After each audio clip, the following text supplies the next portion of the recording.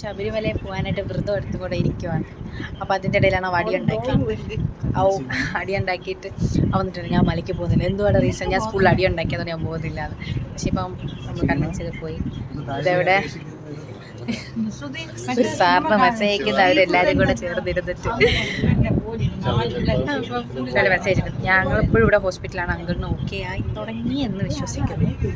But admit പറഞ്ഞായിരുന്നു okay ആണെന്നുണ്ടെങ്കിൽ ഇന്ന് തന്നെ ഡിസ്ചാർജ് ആക്കും. അല്ലാന്നുണ്ടെങ്കിൽ അനിയൻ സ്കൂളിൽ അടി ഉണ്ടാക്കിയിട്ട് വന്നു ബസ്.